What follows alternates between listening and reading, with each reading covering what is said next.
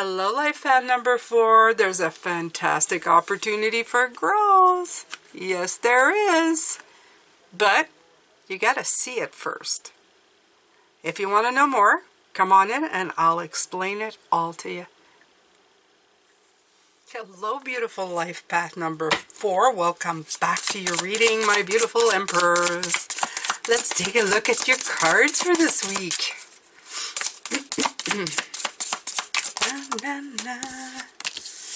What do we have here? 3 of voices. Oh, that looks painful.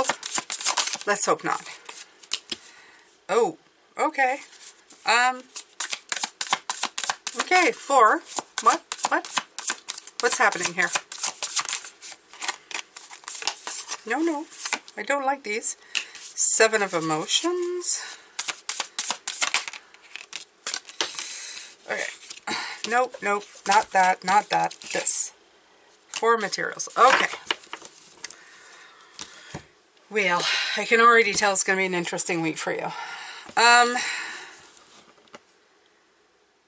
There's a lot of sharp edges coming in here.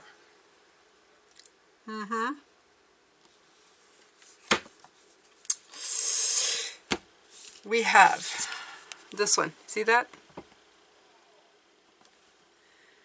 Yeah, that looks like between a rock and a hard place for you, but actually, it's like you're putting yourself behind a door here, okay? If you really look at it, you see it's you putting, because behind it, there's not much, and it looks like the soil's been tilled, or it's not grown, or it's like barely, you know, showing life. But remember that soil does that, right? When the seasons are changing, especially if you go spring or fall, the soil looks like this. So it's not because it's barren, it's just because it's resting. So I'm thinking to myself that, you know, while this doesn't appear to be a great card to begin with, there's something happening. And it's probably because something needs to end. And if you look at that, this is a 10 of voices, which is a 10 of wands. It's not looking like she's getting like impaled per se. She looks like she's just strung up really bad. You know what I mean? Look at this. So I don't feel, I'm getting more of a vibe of getting stuck. There's something stuck here. The 7 of emotions is giving me that I've got choices thing. But she's also putting her hand in front of her face, like, I am not sure what those choices are. And I think what's happening here, what the problem is there's some kind of control issues happening here. Okay, the reason I say control issues, it's because it is the 4 materials, and that's the card of trying to hold on to something. So let's take a look at these. Let's do some clarifiers. Let's clarify. Okay, so you have 5. It's funny because the 3s had 4, and you're 4 and you have a 5. It's almost like all the numbers are getting the number ahead of them. I'm going to tell you what that means though, because I know, because I'm a 5. So a 5 means that you need to look at something. You need to gain wisdom and experience from something. Apprentice of Vessels. Okay. This right here, this is a learning experience. These cards right here, this is a learning experience. This is where you gain insight and knowledge to put in your book of insight and knowledge, right? So that you can teach yourself and others what to do. You have the 2 of Vessels here. This is to put you back into harmony. So out of this, like you're strung up, you need to get unstrung. You're gonna create possibilities. So from these 10, you go to 7. There might be like, you know, things that you need to do, that you need to, I don't know, engage in to move forward out of these situations. So this harmony brings harmony. So that's why you get that thing going on here. Over here you have the Apprentice of Vessels, which tells me that you're going to engage your imagination, your sense of dreaming and stuff like that to get things going. I'm still concerned about this for materials, although this picture really shows me some really inspirational type energy rather than one of control. So it could be that as well. This is a very different deck to read from. So I tend to look at the images more than what the cards are saying.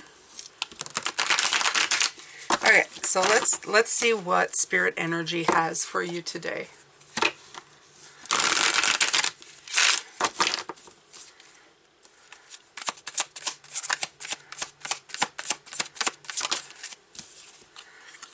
Yeah, the Eight of Swords. We are tying ourselves into knots. Yep, the Tower. The Empress. But this is just telling me the same thing I just told you. Okay? This brings on this, that brings on this. That's just what this is. If you watch any of my other videos, I say there's a reason for everything.